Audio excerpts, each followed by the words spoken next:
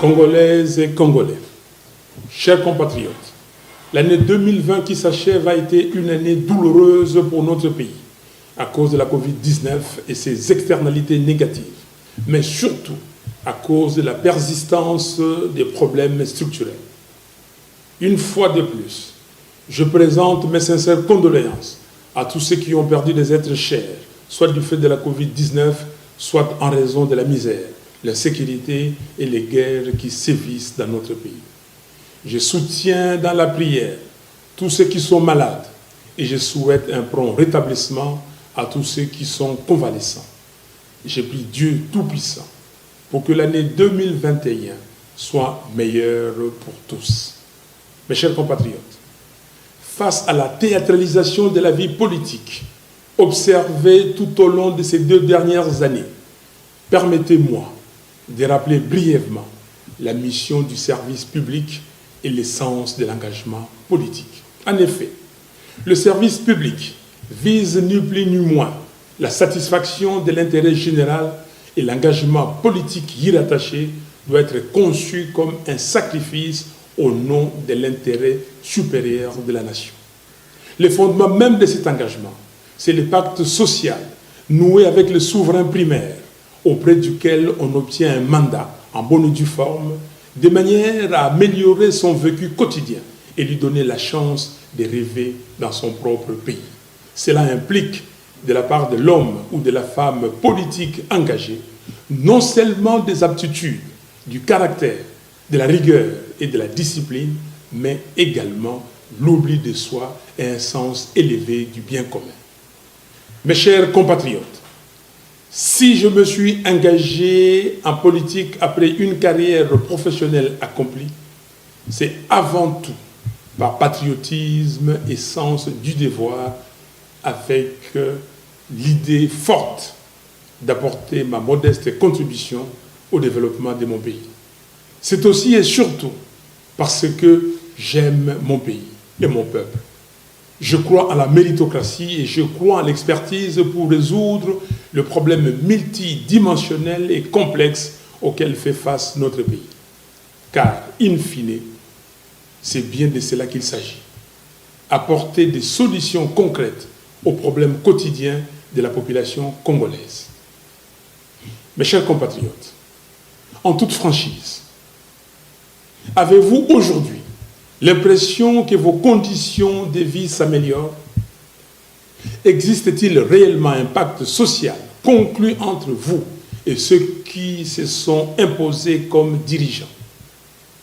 Est-ce que vous pouvez véritablement regarder vos enfants dans les yeux avec la certitude qu'ils auront accès à plus d'opportunités demain? Est-ce que le système éducatif de votre pays est plus au sérieux par l'État? Au vu de massacres qui se multiplient particulièrement dans la partie est de notre pays, vous sentez-vous réellement en sécurité dans votre propre pays? En cette fin d'année, chacun de vous, chers compatriotes, doit pouvoir se poser ces questions, loin des considérations et passions partisanes, mais dans un esprit patriotique. La question fondamentale étant celle de savoir, 60 ans après son indépendance, où va notre pays? Mes chers compatriotes, le développement ne se nourrit pas de slogans. La croissance économique ne s'appuie pas sur des promesses. Le taux du franc congolais sur le marché d'échange ne s'ajuste pas en fonction des déclarations de bonnes intentions. L'effectivité de la gratuité de l'enseignement ne se décrète pas. Elle se planifie et elle se vit. La lutte contre la corruption n'est pas la mise aux arrêts de manière théâtrale de quelques individus pour jouer sur la perception. En somme, la bonne gouvernance est une affaire de substance. Car on ne bâtit pas une nation forte sur le mensonge et du superficiel. Si l'on se réfère purement aux chiffres et que l'on se base sur les données empiriques, la situation de notre pays s'est encore considérablement dégradée durant les 2 dernières années. À l'heure où je vous parle, la RDC est presque en cessation de paiement. Autrement dit, le pays n'a pas d'argent pour payer ses créanciers, internes et externes. Et surtout, il est incapable de réaliser des investissements productifs. Les niveaux des réserves d'échange de la Banque centrale ne représentent que 2 semaines d'importation de biens et services. Curieusement, au même moment, on observe des dépassements budgétaires dans toutes les institutions. Concrètement, cela signifie que, derrière le marketing politique d'une supposée lutte contre la corruption, les caisses de l'État sont saignées à blanc par un groupe d'individus venus dans une logique d'enrichissement illicite. Pendant que les autres nations du monde, y compris certains pays africains, ont mis sur pied une batterie de mesures pour la prise en charge de leurs citoyens, de leurs ménages et de leurs entreprises afin d'atténuer les effets économiques et sociaux néfastes de la pandémie de Covid-19. En RDC, les citoyens sont abandonnés à leur triste sort. Entre-temps, au moins 40 millions de Congolais souffrent d'insécurité alimentaire. Cela signifie que le pays, qui possède la 2e plus grande superficie de terres arables au monde, après le Brésil, est incapable de nourrir 40% de la population en 2020. Au même moment, plus de 6 millions de Congolais sont des déplacés internes dans leur propre pays. Parmi eux, il y a des femmes, des hommes, mais des enfants à bout de force qui passent la nuit à la belle étoile, sous les crépitements des balles, tout en se demandant s'ils auront la force d'ouvrir les yeux et voir le soleil le lendemain.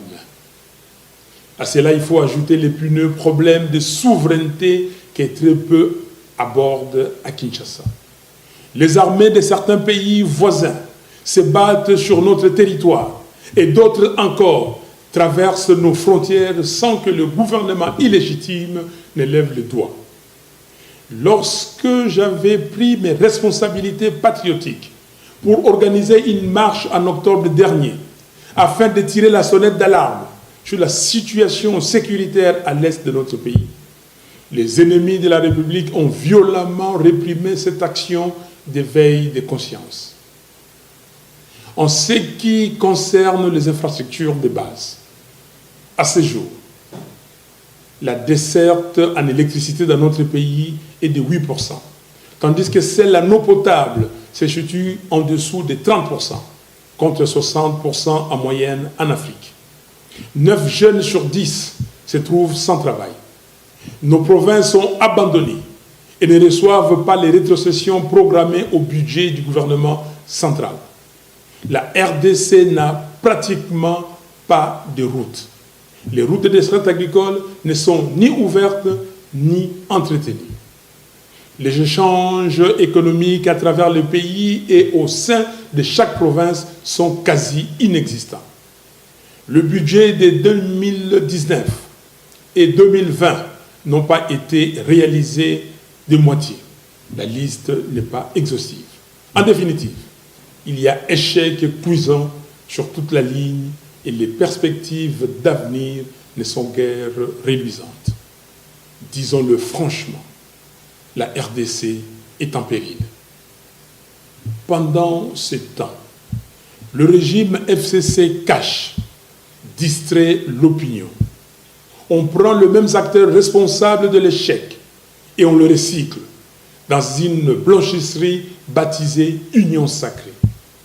Cette transhumance que cultivent certaines politiques et certains politiques congolais sans idéal est un véritable cancer pour notre pays. Chers compatriotes, compte tenu du fait que bon nombre de personnes qui animent les institutions de la République n'ont pas été élus par vous, peuple souverain, ils savent bien qu'ils ne vous doivent rien et donc n'ont aucun compte à vous rendre. Vous ne les avez pas élus, pourquoi devraient-ils se sentir concernés par votre souffrance? Ils ne le sont pas. Ils vont continuer à vous faire des promesses creuses tout en saignant les finances de l'État. Ils continueront à vous parler de l'État de droit tout en violant la Constitution et les lois de la République. Ils poursuivront l'œuvre des transgressions des principes les plus élémentaires de la morale, particulièrement chrétienne, tout en invoquant Dieu, la Bible, entre leurs mains. Les codes des interdits et l'essence du devoir ont disparu. La raison semble avoir quitté la maison Congo. Ce qui est plus regrettable, c'est la caution que leur apportent certains acteurs de la communauté internationale, qui ne semblent point tirer les enseignements des erreurs du passé. Ces représentants des vieilles démocraties et d'états de droit sont désormais ambigus et même devenus aphones quand il s'agit de défendre le principe que leur pays prône. D'aucuns sont même allés jusqu'à soutenir publiquement les faits flagrants de corruption observés récemment à l'Assemblée nationale. Nous condamnons cette politique de deux poids, deux mesures et exigeons le respect de la part de certains de nos partenaires extérieurs. C'est ici l'occasion pour nous de rappeler à chacune et à chacun de vous que les membres du FCC cash sont les acteurs responsables de l'état morbide actuel du pays. Et tant que ceux-là même qui se sont caractérisés par les antivaleurs porteront la destinée de notre pays, il est illusoire de penser que le quotidien du Congolais pourra s'améliorer. Mes chers compatriotes, nous avons besoin d'hommes et de femmes politiques en symbiose avec le peuple, qui vont mettre fin à l'absence de l'autorité de l'État. Nous avons besoin de personnes courageuses, notamment dans les dossiers actuellement étouffés, tels que l'érection irrégulière et dangereuse de Minembwe en commune rurale, l'invasion de la partie est de notre pays par les armées de certains pays voisins, le projet de balkanisation de la partie orientale de la RDC, notre beau pays, ainsi que les pillages de nos ressources naturelles. Nous avons besoin d'hommes et de femmes politiques qui n'auront pas peur de soutenir publiquement et d'appuyer les combats que mène le docteur Denis Mukwege pour l'exhumation du rapport Mapping, ainsi que l'instauration d'un tribunal pénal international pour la RDC. Il nous faut une justice impartiale qui fonctionne pour tous et qui s'active en toute indépendance pour mettre fin au règne de la corruption, de l'impunité et de l'arbitraire. Notre pays doit avoir un cap, une direction, des compétences et une vision claire qui s'articulent non pas sur la démagogie, le mensonge et l'hypnose, mais sur une planification méthodologique et une série d'actions décisives. Où nous amène le pouvoir usurpé 2 ans après les hold-up électoraux sans précédent dans l'histoire du continent. Un hold-up présenté de manière légère par ceux qui tentent de falsifier l'histoire comme étant une passation pacifique du pouvoir. Comme si les Congolais étaient incapables d'exercer leur souveraineté dans la paix. Alors que depuis l'adoption par le référendum de notre Constitution en décembre 2005, scrutin par scrutin, notre peuple fait preuve d'une maturité exemplaire dans l'exercice démocratique, malgré la confiscation persistante de sa souveraineté. Nous ne pouvons plus tolérer ces mépris pour les Congolais. Congolaises et Congolais, je vous appelle au discernement et je vous invite à ne pas vous laisser berner par des petites guéguerres de positionnement servis par ceux qui ont confisqué votre souveraineté. Ces derniers ont opté pour la théâtralisation à choix raisonné et à la manipulation afin de mettre en scène un divorce politique à vos yeux alors qu'ils affirmaient il y a peu qu'il n'y avait pas de crise en RDC. En réalité, c'est à quoi nous assistons aujourd'hui n'est rien d'autre qu'une tentative de faire subtilement oublier les bilans négatifs des 2 dernières années par la mort nominale de la coalition FCC-Cash. Des fusibles ont sauté et vont continuer de sauter. Des pions ont été déplacés. Un nouveau nom a été trouvé, mais le système reste le même. Et avec lui, les calvaires du peuple congolais. Ne soyez pas distraits, chers compatriotes. L'union sacrée n'est rien d'autre que la seconde grossesse du couple FCC-Cash.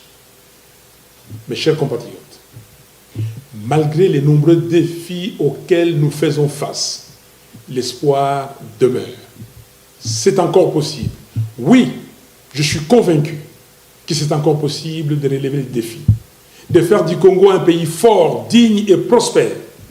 Comme l'avait dit Alain Moloto, je cite, « C'est encore possible de tout refaire et de voir venir de beaux jours pleins de gloire, d'écrire une nouvelle page en couleur d'espoir. C'est encore possible de renaître. » Fin de citation. Mon optimisme à ce sujet est sans faille, parce qu'il se nourrit de la force d'esprit des Congolaises et des Congolais. En effet, le redressement de notre beau pays va dépendre de toi, papa, chef de famille, qui travaille dur tous les jours pour subvenir aux besoins de ta famille. Cela va dépendre de toi, maman, qui travaille tout aussi dur, si ce n'est plus dur, pour subvenir aux besoins de ta famille. Cela va dépendre de toi, jeune homme, qui cherche du travail, mais qui bute contre le manque d'opportunités d'emploi et contre le chômage des masses. Cela va dépendre de toi, jeune fille, pleine de rêves, malheureusement obscurcis par le manque de vision et l'avidité des politiciens corrompus et égoïstes. Cela va, en définitive, dépendre de notre capacité collective à dire non, à dire stop à la complaisance, à dire trop c'est trop, il faut que ça s'arrête. Et il est temps qu'une alternative crédible prenne le dessus sur la médiocrité et la cupidité. Nous pouvons faire mieux, nous devons faire mieux. Pour y arriver, il est primordial de rétablir le peuple congolais dans sa souveraineté. Il est impératif d'obtenir une réelle alternative politique démocratique qui soit porteuse d'un véritable changement. Ainsi, la crise multiforme née du hold-up électoral de décembre 2018 ne peut se résorber que par de nouvelles élections justes, transparentes et crédibles. C'est pourquoi, devant l'histoire et devant les Congolaises et Congolais, j'en appelle au bon sens de toutes les forces en présence. Évitons de répéter les mêmes erreurs qui, depuis 1960, ont plongé notre pays dans un cycle de crise perpétuelle de légitimité. Gardons à l'esprit notre loi fondamentale. Celle-ci renseigne dans son exposé des motifs que tout le temps que les institutions de la République et leurs animateurs seront illégitimes, la RDC restera engluée dans des crises politiques récurrentes qui plombent sa stabilité et son développement. Il ne s'agit pas d'une hypothèse, mais d'un constat. Et les événements auxquels nous assistons aujourd'hui donnent toute sa raison d'être au contenu de l'exposé des motifs de notre Constitution. En effet, une majorité préfabriquée, même si elle est subvertie, conserve son caractère artificiel et donc illégitime. Alors, sous couvert de l'utilisation abusive du pragmatisme ou du réalisme, combien d'expérimentations hasardeuses nous faudra-t-il encore dans notre pays pour que nous comprenions que la corruption n'engendre que la corruption? C'est pourquoi j'insiste sur ma proposition de sortie des crises, de manière à ce que nous puissions entreprendre des réformes institutionnelles profondes et consensuelles entre les parties prenantes, sous les bons offices des leaders religieux congolais, avec l'accompagnement de la CIRGL, la SADC, la CEAC, l'Union africaine ainsi que les Nations unies. Ces réformes urgentes et nécessaires doivent porter notamment sur la commission électorale, la loi électorale, la Cour constitutionnelle, la défense, la police et la sécurité, la lutte contre la corruption, ainsi que les droits humains. Nous devons redonner la parole au peuple en organisant de nouvelles élections anticipées, présidentielles, législatives nationales, législatives provinciales, sénatoriales, présidents des assemblées provinciales et gouverneurs des provinces. C'est dans la mise en œuvre de cette proposition que se situe précisément notre responsabilité historique commune. Toute autre voie n'apportera que des solutions cosmétiques, reposant sur le mensonge, la corruption et la manipulation, sans résoudre la question des fonds qui est celle de la crise de légitimité des institutions et de leurs animateurs. Chers compatriotes, pour accompagner le peuple dans la reconquête de sa souveraineté, j'annonce qu'à partir de ce 20 janvier 2021, je mettrai en place un cabinet composé de femmes et d'hommes qui veulent que le Congo de Kimbangu et de Lumumba soit fort, digne et prospère. Pour mériter le respect et l'honneur des générations futures, nous allons accentuer notre combat par des voies et moyens démocratiques afin de restituer au peuple son pouvoir de choisir librement ses dirigeants. La vérité des urnes. Que personne ne vous impressionne ou ne vous fasse douter du pouvoir qui est le vôtre. La souveraineté vous appartient. J'en profite pour dire à toutes celles et à tous ceux qui, partout dans notre pays, se sentent délaissés par le pouvoir des fêtes de Kinshasa, que votre commandant est avec vous. Je ne vous abandonnerai jamais. La RDC, c'est les 2 345 410 km² que composent ces 26 provinces et c'est près de 90 millions d'habitants dans toute leur diversité, sans oublier sa diaspora, qui est la première source de financement de l'économie du pays.